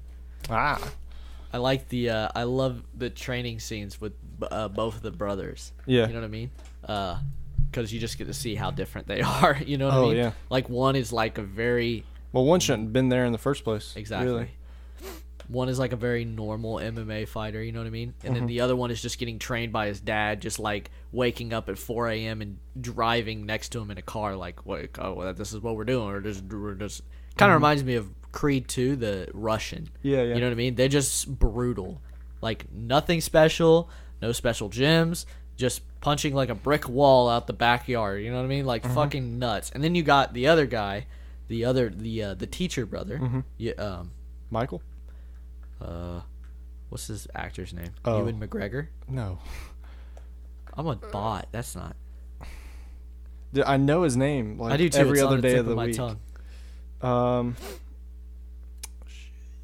But his character, right? He has like all the amenities and the perfect gym and the perfect trainer and everything. Joel Edgerton. Joel Edgerton. His name is Brendan. Brendan. Yeah. So I like that one. That was Yeah. cool. That was, Plus that movie's dope. I forgot Frank Grillo was in it. That's funny. Yep. Cool. That was your number 3 or 2? 2. All right. My number 2 is Arrow. Oh, cool. Yeah. From the first season. It's a throat, dude. The salmon the introduction of the salmon ladders. Classic Will. Should have put it on my own list. You got me. Yeah. That is intense. Oh, dude, the fact that a human being can do that is incredible, and the fact that an actor can do it is mind. Like, he literally does that. There's no trickery. He's doing he's his literally salmon like, ladder. I'm doing this. Yeah, and all the other training, but the salmon ladder is like the key thing. It's like, it's hard for most humans to do 5 pull-ups. We're talking about doing a pull-up and then whipping your body and pulling it and putting it at max length. Yep. And then doing it again. Like, I think he did 12. I think that was as high as he could do was 12. that's nuts. Fucking insane. You know he went on American Ninja Warrior? Did he win it? I don't know, but he did really good. I'm sure that dude's a freak of nature. He's also a part-time wrestler. Like CrossFit guys and all those guys, they yeah, he is, isn't he? They always like to talk about they're called God, what are they called? They're not chin-ups. They're like, you keep going and you push yourself. Oh, You know what I'm talking about? Yeah, I can't remember the name of it. Yeah.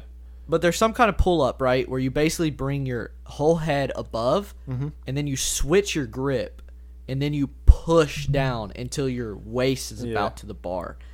And it's like, that's basically what a salmon ladder is, just on steroids. Like, Well, the thing is, you gotta, you know what I mean? And like, then get your arms back up. That's, well, the thing about what you were saying, you can rest for a second Yeah. and then do it. But salmon ladders, you're like mid-air having to do all you this. also and then, have to like do this weird thing with your back because the salmon ladder's at an angle, so you can't just go straight up. You Yeah. have to like flex your back backwards, well, because and then come it's back around. You know, it's an angular thing that has a catch on, so Yeah. you have to like take it around that at an angle, Ridiculous. like behind you almost. My goal in life is to one day be able to do a salmon ladder. Dude, one single salmon ladder. That's it. Once I do it once, I'm like, I'm never training out again. I'm literally eating ice cream for the rest of my life. Okay. All right, Creed 2. This is your number 1. Me too. Yay! It's just the best, man. Oh, it's so got good. the best music.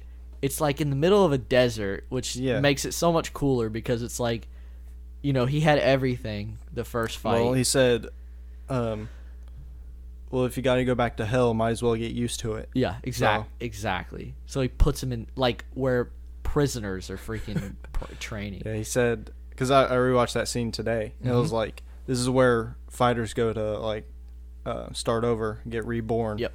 And like their punching bags are literal tires. You know what I mean? Like it's basically like it looks It's tires stacked on. it looks like a tetanus museum. it's a tetanus museum. Like it looks like where little children go to get lockjaw. You know what I mean? Like Yes. like it's just nuts. Like Yeah. everything's rusted. It's in the middle of fucking nowhere. Looks like Hell's Playground. I mean, literally. like they're scared to even be there. exactly. Like the Rocky and the other guy. Yeah. And I mean, he's literally just takes a sledgehammer and starts hitting the Oh ground. yeah, I with it, forgot dude. about that part. He's just beating the earth with a sledgehammer. That can't be good for your shoulders. I don't know what that works out, but Probably looked good. everything. Probably everything above the waist. You're just I suppose. like bowling is low key a really good workout. Yeah, I can see it. If you bowl 12 games, Just don't flick your wrist the whole time. what do you mean? You can mess up your wrist if you do it wrong. You just gotta be a good bowler. Well, okay, yes. And if you bowl one-handed, your wrist's gonna get fucked up. Yeah. That's just how it works. Yeah. Because your thumb, it's just not natural for your thumb to get. Yeah. It's bad. Okay, back to That's why we wear wrist. They Yeah. wear wrist brace. back to the Creed train. Creed training, and then the scene where he like they're once again following in a car, just running. Well, the thing is about that compared to just running down the streets of Philly or something like that. He's literally running through a desert. There's no obstacle end obstacle in sight.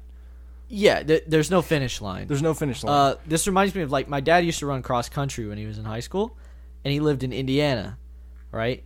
And if you know anything about Indiana, there's two things: it's flat and there's a lot of corn, right? Right. And in the summer, all the corn dies, and so he used to say that they literally would run cross country meets. Yep. And normally you do like this fun little track around your school or whatever. Yeah. No. They just go to the flattest cornfield. And they go, see that flag down there? That's the finish line. Do you know how like deteriorating that is? I know. You don't get a change of scenery. You can see the finish line, and so like 4 miles in, you're like, what the fuck am I doing? Like this is awful. It's worse. He says it's worse than running around a track because you at least get turns. Like this is just a straight line. Yeah. And you literally. Most people like cross country because you can turn a corner and see your opponent, and you're like, "Oh, I didn't know I was that close to him." Right? No. You see everybody. You're like, "Oh, Timmy's like fucking 2 miles ahead of me. There's no way I'm catching up with him." Exactly. This is the same thing. He's literally like, "When do I stop running?" It's literally a road in the desert. Him following the Mustang. And I want to know where that road is because that was the straightest road I've ever seen. I believe it's Vegas. Probably Nevada somewhere. Yeah. Hopefully not Death Valley. That's where I guessed where the fight was. It was Vegas. No, it was in Russia. I'm sorry. The fight was in Russia. But there's no way. They were training in Vegas, though. There's no way. Yeah. But that was insane. Yeah. Hopefully not in Death Valley. Oh, yeah. We didn't even talk about that. It was probably like 100 degrees out there. Dude, I've been to Death Valley and it was 132 degrees. I thought my eyes were going to boil out of my head. It was nuts. And when he was in the ring boxing, they had to keep a foot in the tire. Oh, yeah, that was cool. Yeah. That's brutal, too. Because, he's recovering from broken ribs. Yeah, Ruptured kidney? Or not ruptured, but like... He got blasted in the midsection by a giant Russian dude. Yeah, so the tire basically makes it so you're going to get hit. There's there's no dancing around. Yeah. So the other guy may not be technically as good as you. He's still going to hit you. Without a doubt. Yeah. You know what I mean? You put anybody there, they're going to be able to hit you. Well, if you're literally like knee to knee. Exactly. If you've bent your knee and you're that close to each other, you can't block your entire body. And you're not going to get some licks. You're not fighting, you're sparring. So you're not just going to knock the guy out. Like that's not cool, you know what I mean? So clearly you're going to get hit. Yeah, sick thing. Yep. All right. So I have an interesting topic thing for you. Cool. I watched both the movies I said I was going to watch. Whee! Yay. I forgot. You didn't tell me you watched Bad Times, I'm assuming? Yes. Cool. I did. I watched it with Megan as well. Cool. She was not a fan. We'll talk about... And you watched She doesn't Black like Klansman. open-ended movies. Was it open-ended? There's a little bit of intrigue left with the reel. Like, who's on the film reel. Oh, I gotcha. Yeah. And I also watched Black Klansman. Okay. And I think it deserves all the nominations that it got. I think there was a lot more interesting cinematography things going on in that movie than I initially thought were. Yeah. I mean, it's Spike Lee. He's kind of good at that kind of stuff. Mm-hmm. So, I mean, we can talk about snubs all day long, but that's pretty bad. That was a snub, yeah. Definitely. We're talking about Best Picture, obviously. Yeah, I think Black Klansman should have won Best Picture. I think it should have won cinematography as well. What won cinematography? I can't remember. Hold on. Stars Born? It was nominated. I was pissed about that. That's right. Pissed about that. Right. So, Black Klansman. Yeah, that was... Besides, like, non-comic book, that was probably my favorite movie of 2018. Yeah, it was very good. Adam Driver's amazing in it. Yeah. Like I said, like it's not just I'm black, you're white, it's the KKK. You're gonna pretend to be me in this, and he's like, okay, no problem. But he's also Jewish, so it's like, well, I mean, that's part of the narrative of the movie. exactly. He's like, he gets. Well, I mean, what's his face doesn't ever flinch. You know what I mean? Yeah. Like, Adam Driver. no, Or the main character. the main character, right? Yeah, I forgot his name. Shit, I just watched it. I should know. I think there's Michael in it, but he hasn't done a whole lot. But he doesn't flinch, right? Like he's always gung ho. Mm-hmm. But Adam Driver's the one putting himself. I mean, they're both in danger, right? But Adam Driver's the one really putting himself out there, right? Yeah.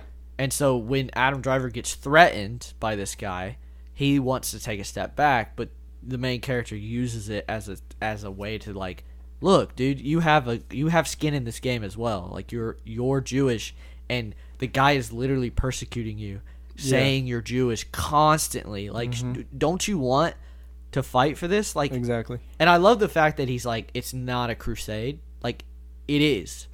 He makes no intentions of saying this isn't a crusade. Yeah. That would make me mad if he was like, it's not. It's for police work. Like, clearly you have some sort of personal motive for doing this, and that's okay, because the KKK is awful. Yeah. You know what I mean? Like, It you're is. allowed to have, as a cop, I feel like you should have a little bit of personal vendetta, as long as it's placed in the right And direction. lawful. Yeah. Lawful. As long as exactly. you're not going out killing people just 'cause Exactly. you don't like As them. long as you're targeting the correct things to focus your anger at, and then getting them in a lawful way. You're not just murdering them for no like reason. they never murdered anybody, really. No, they just tried to take them down. They basically murdered themselves by trying to be bad people, you know? So yeah. Roma won. I haven't seen Roma, so It's I can't black say. and white, so. But the fact it didn't even get nominated and A Star Is Born did is absolutely disgusting. Disgusting. Yeah. So yeah, I thought that should have won. It was pretty. It's a good movie. What'd you think about Bad Times? Oh, hold on. I want to say one more thing. Mad props to both. What's the guy at the beginning? He's in the very beginning of Black Klansman, and he's also in Alec Baldwin. Alec Baldwin, and the guy that plays in That 70s Show. Plays David Duke. Topher Grace. Damn it, you're on it with the names today. I'm proud of you. Okay, you're my encyclopedia for names. Mad props to both of them, because that is not a role you want to take. Yeah, dude, that is not the role. Like Topher Grace. It's like a double-edged sword. You're like, if I If do you- this well, people are gonna think that's me. Well, I don't know if it's that, but if you do it well, it's like, damn. You know what I mean? Like, I played Were one you of the acting? worst human beings of all time really well. Yeah. And the end of that movie fucked me right up, okay? I had no idea it was coming, and then I just see people getting run over with cars, and I'm like, oh my god, Yeah. we live in a fucked up world, you know what I mean? Yep. And it's not even like a racial thing, like a racial anything like that. It's just like people are fucked up. Like, regardless of what you're protesting, what you're fighting about, you should never take it to that Like level. you're going lengths because someone opposes you. That's to, nuts. like, end their Just life. talk it out, dude. Exactly. And if you disagree, guess what? Disagree. The world goes on. The world goes on. We disagree all the time. Yeah. Okay.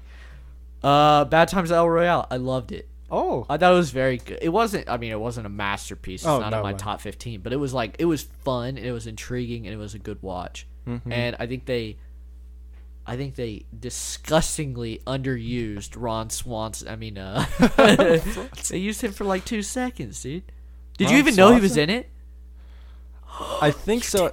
It's been a while since I've seen it. Hold on. He was in the very, very, very beginning, the opening scene where the guy's burying the money in the floor. That's him. No, was it? Are you sure? I don't know. I could have sworn it wasn't. It had to be. I didn't think it was. I'm pretty sure I thought that at the time, but I was like, I don't know. Come on, don't mess with me now. The encyclopedia doesn't. Yes. Oh, is it? Fuck That's cool. I didn't know that. That's even better. Yeah, Nick Offerman.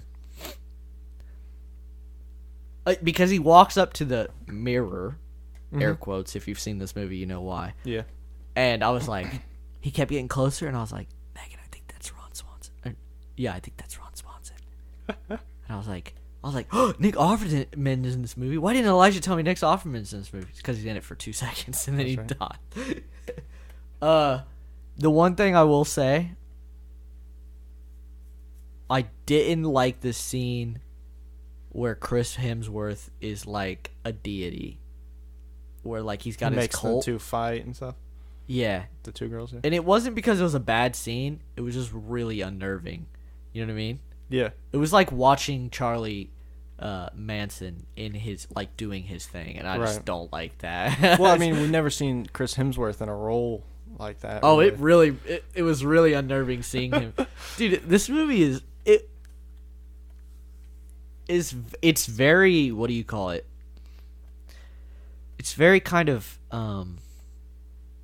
just kind of eclectic. Like, it's very weird. It's like noir style. And it's not normal. It breaks it breaks film norms, right? Yeah. Like it's, room 1, and then it like every single person gets their kind of like title card, and even the borders on it are different. Yeah, you get to learn. And I love the like, welcome to the El Royale. This is and it's just like, it was just so fun. Like, fuck you. It's like, it was such a weird movie, and it took such strange turns. And by the way, the girl that's in what's it called, 50 Shades of Grey, Dakota Johnson, she's actually a good actress. Yeah. I was like, I'm so glad you finally broke out of your 50 Shades of Grey. Like, I understand you signed up for all 3, and I don't blame you. You probably got tons of money, but like, bleh. Yeah. I'm glad to see she's actually good. Yeah, and I really liked the Miles, yeah. I mean, I think you were supposed to. Like, I did some Reddit searching to see who was on the reel afterwards, see what people thought, and everybody was like, I heard it was like a transcript that said, how many people have you killed? 123 people. I had no idea this was going to be my favorite character in the movie. I was like, yeah, true. When you hear I've killed 123 people, you're like, I immediately paused the movie and looked at Megan like, what the I said, what the fuck are we watching? 123 people? Then it went to Vietnam, and I was like, this movie's deep. Yeah. This movie's deep. Dude, he's a badass. Yeah, he is, man. When that dude like peeked up, I was like, "You're so dead, dude." Did you not just witness what happened to your friend? I would be running, like ducked underneath the car, like, "Oh no!" Yeah, and this movie had no fear killing people. I was like, John Hamm. I love John Hamm. I hope he's in here for the whole movie. It was like halfway through. He died. Not even. It's a 2.5 hour movie, and he dies in the first 45 minutes.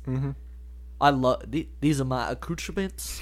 I was like, he's so funny, dude. That movie is so weird. Yeah. And dude, I knew there was something up, but when he sets down his thing and like pulls out the vacuum cleaner and like pulls out, I was like, this movie's gonna be lit. This movie's gonna be so cool. Yeah. I found like 40 bugs in the room. Oh yeah. Who do you think was on tape? I never really thought about it, but I thought it was just some politician. Yeah. At the time. When was that? Who was president during, like, after the Vietnam War? JFK. That's what I was thinking. JFK. But I don't think it would have been a big deal if he got caught doing stuff. Nixon. Tricky Dick. Yeah. Tricky Dick. But I don't know. I think that would have been too big, so I don't know exactly. Yeah. Because they kept playing, TV shots of stuff going on during then. Yep. But yeah, it was really good. I love when it popped up and said, I forget the guy's name. Hold on. Chris, where you at? Chris Hemsworth. There you are. Billy. When Billy Lee's thing came up, and he's just like walking through the movie. I don't know. Like every single time it switched, it was very colorful and interesting with the way it shot things. You know what I mean? So yeah. Like I said when I first told you about it, probably my favorite thing is how it all, because you were like, I love stories that aren't necessarily chronological, but all like lead back together. I love that. I love that about that. It's so cool when it's well done. That's why I love Christopher Nolan movies, because he basically does that in every single movie, and it never gets old because he does it perfectly every single time. Yep. Like if you haven't seen Dunkirk, it's a little more interesting than you think it might be. It's not just your normal war story. You know, it gets out there. Mm-hmm. Yep. Yep.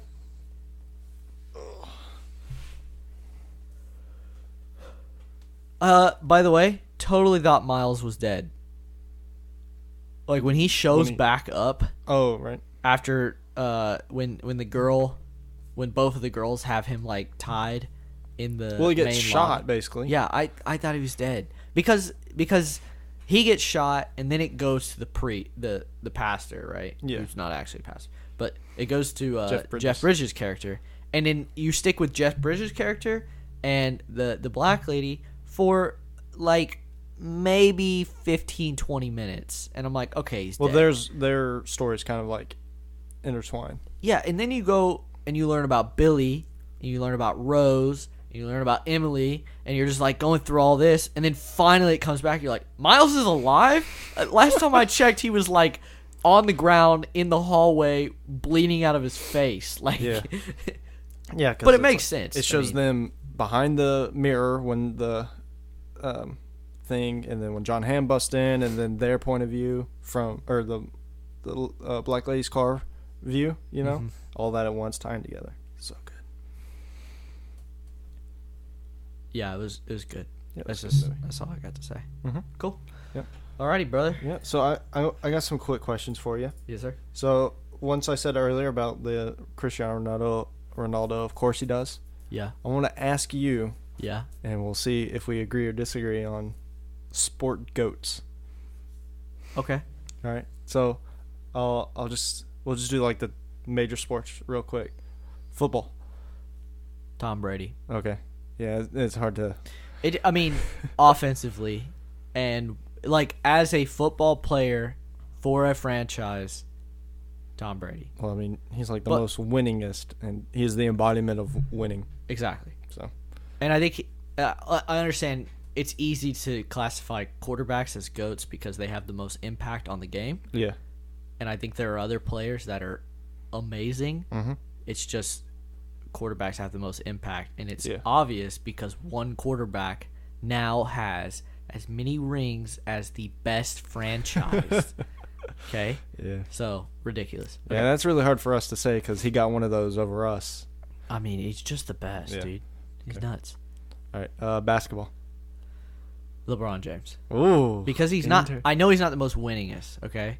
Yeah. Michael Jordan, I don't think, had as much competition as LeBron James did. And LeBron James did it with teams that were not nearly as good, okay? Right. He also did it in the East, which, like, the Cavs coming out of the East is a big deal because, I mean, you got, like, the Celtics. You got, you know what I mean? I understand you don't have the Warriors over there. Yeah. The Warriors just kind of came up. But you got some of the most prestigious basketball teams in the East. And the Cavs coming out of that?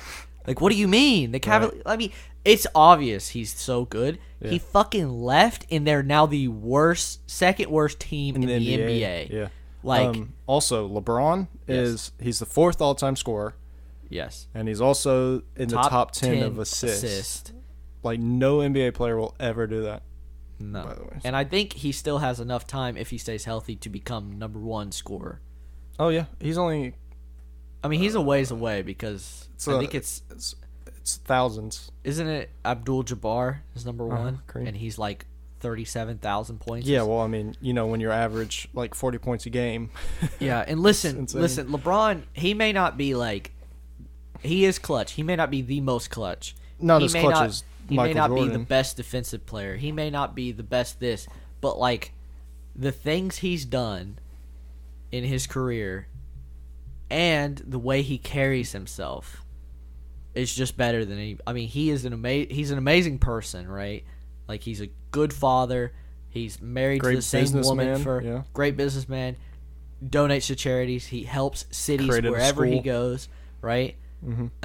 And like, I mean, fans burned his jersey when he left Cavs, and he came back for them and won them a title. Yeah. Like, okay. Yeah. And just because he's not winning at the Lakers doesn't mean he's not the best. That's just because I think he made a bad decision. He's averaging 27, 8, and 8. He's nuts. He's nuts. That's insane. I think the reason the Lakers aren't doing well is because their management is just all over the fucking map. Mm-hmm. Okay. And coaching. What you got? I'm going to skip baseball because I love baseball, but who cares? I have no idea. I would say Mike Trout because I have no idea.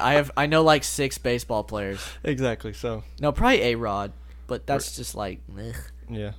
Willie Mays. No one really. You're just naming the 6 you know. Anyway, baseball don't count. And then let's see. I think the hardest debate is soccer. Oh God, this is not a debate because there's no answer. Okay, there's 2 camps. Honestly, I think who's the third best player is the discussion to be had. It's not Neymar. Fuck Neymar. Yeah. All right, but Ronaldo or Messi? Like, who do you think?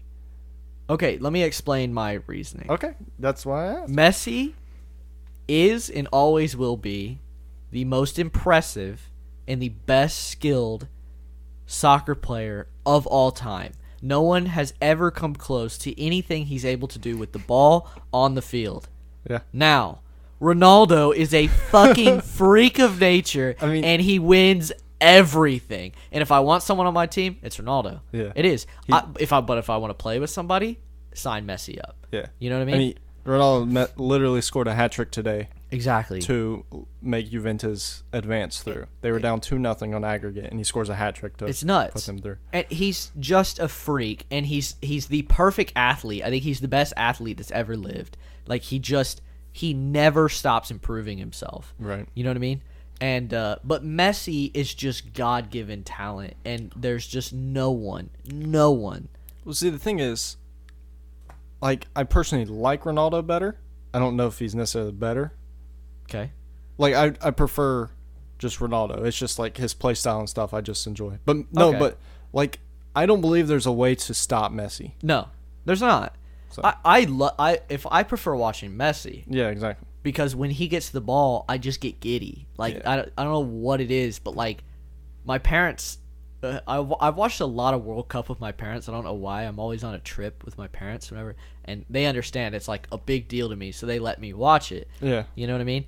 And sometimes they have to, like, distance themselves from me because Messi will get the ball. And I can remember the biggest one I can remember is Argentina versus Iran in the World Cup where they went against Germany.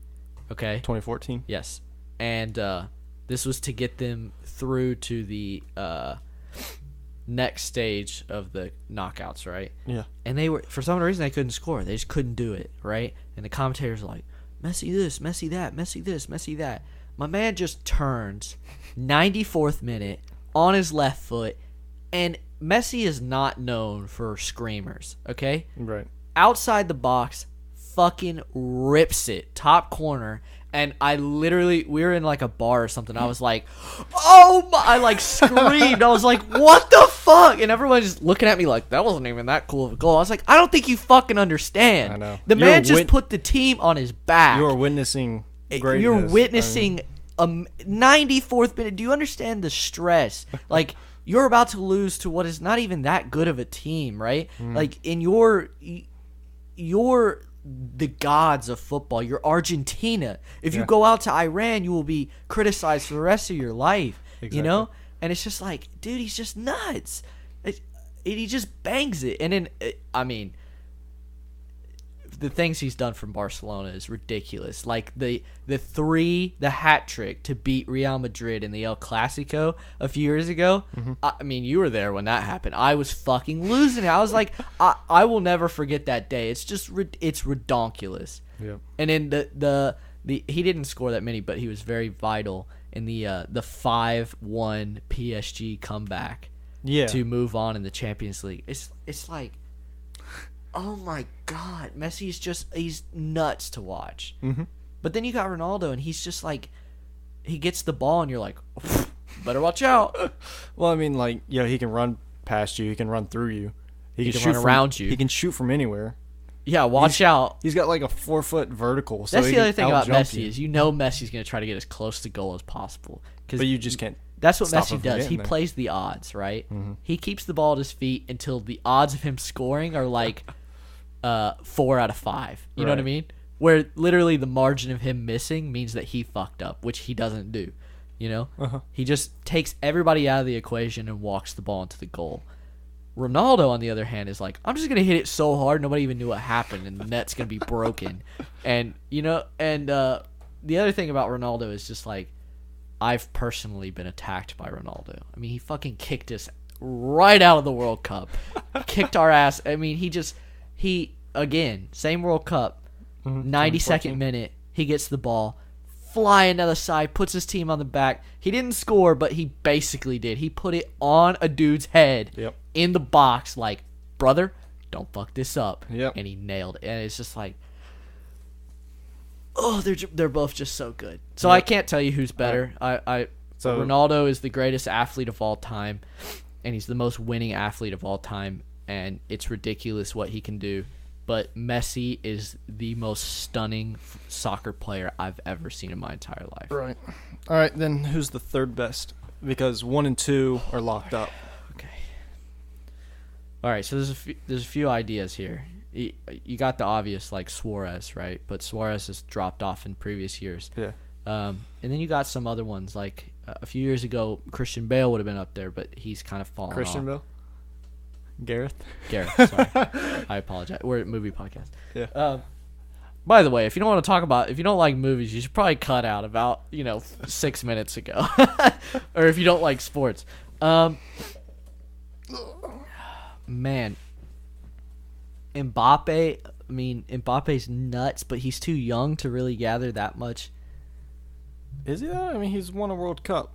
And he didn't get carried to the World Cup either. No, he didn't. He definitely carried to the World Cup. He's certified. I think Mbappe is very far up there. I think Luka Modric is very far up there. I mean, he just won the Ballon d'Or. But but you got to understand why he won the Ballon d'Or. He took Croatia with the help of Rakitic and Perisic Mandzukic, and a bunch of other guys. But he was the leader of that team, and a team that nobody thought was going to make it to the World Cup. Well, they literally played an extra game just in all the extra time they played. So they, because 2 out of the 3 final games they played he had to go to extra time. And he scored all his penalties. He didn't miss. Mm-hmm. Yeah. The other thing I would say is, as a Chelsea fan, Eden Hazard is our Lord and Savior, and he's one of the greatest players he just saved y'all y'all last week, man. Dude, he every single time I'm like, thank you, Eden. Please never leave us. Yeah. That's great. I'd have to say Mbappe. I'm going to have to go with Mbappe right now. We'll see if he can keep it up. But right now, I think he's the third. If I was gonna sign somebody, it would either be Mbappe or Christian Pulisic. I don't think there's enough money in the world to sign him now. Oh, it's game over now, dog. He's at the most expensive club, basically. Yeah. And he's gonna cost a whole lot to get away from there. Yeah. Yep. I would say Mbappe. Some other honorable mentions that I really love. Christian Pulisic is nuts. An American love story. He's not one of the best in the world, but he signed with Chelsea, He's very, very good. Aubameyang, there for a while, is just nuts. Yeah. I think he's lost some steam lately. Lacazette at Lyon, crazy. I think Perisic is really underrated. Yeah, he's a little older now. He's definitely older, but dude, that guy's nasty. And then I like Icardi. Icardi's very good, and I think, Jamie Pogba Vardy was consistent. If Pogba was consistent, Mahrez, nasty. Yeah, he's nasty. Sterling, definitely. Oh, he's been. I used to hate Sterling. I used to think he fire. was one of the worst players in the BPL, I did too. and he has blossomed. Aguero's hot ass. Just so we're clear, most of the Argentinians are hot ass. Aguero sucks. Well, he's in really good form right now, but Higuain can suck me, dude. I fucking hate that dude. He's the worst. And of course he signs for Chelsea. Dude, he's done nothing. Oh, but you know what? Higuain's pretty bad, but you know who's worse than Higuain? Jorginho. No, who? Alonso. Oh, I've never liked him, man. I dude, bring Diego Costa back. I would also say the other Frenchman, little Frenchman is very good. Oh, Conte? Oh, Oh, who are you talking about? I love Conte. See, Conte's should be up there, but he's a defensive midfielder, so he doesn't get as much love. Yeah. I think Who are you thinking of? Griezmann. He's very good. He's very good. He's good. And then I also like defenders. Let's go into some defenders. Yeah. Alonso for Chelsea. You think he's good? Yeah. Oh, I used to hate him. I used to hate I him. hate him. Always have. I think Varane. Varane is nasty. Well, I mean, he won the Champions League and World Cup in the same year, so nasty. that's insane. Koulibaly, gross. I think Chris Smalling's very good, underrated. I mean, Van Dijk is really good. So. Oh, Van Dijk is disgusting. Dude, I've seen him in real life. He is a monster. I've seen 2 humongous people in real life. Yeah. Well, I guess a few. I've seen a few, but like recently, I've seen Zion Williamson in real life, God. and I've seen Van Dijk, and both of them are on the same level for like, just like open your mouth and be in awe because they're fucking huge. All right.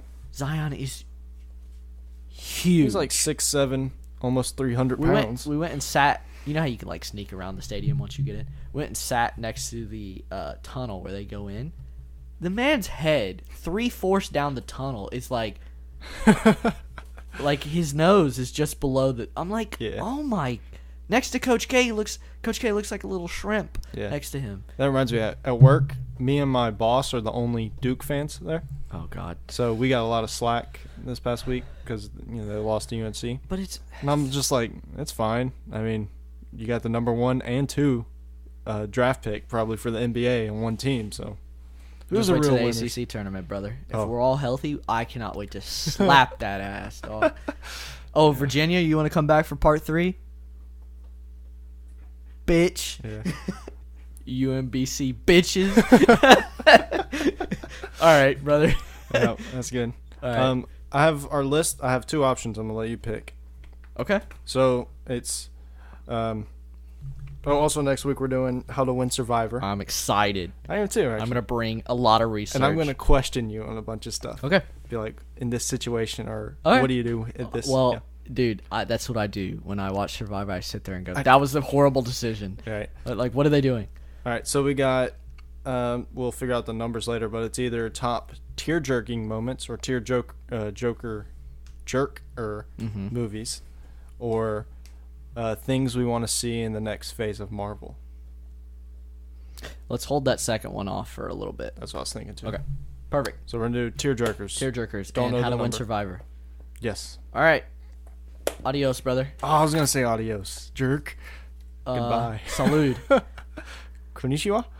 No, that's not it. Well, we got to start over since I said hello. Okay, welcome to Critically Average Podcast.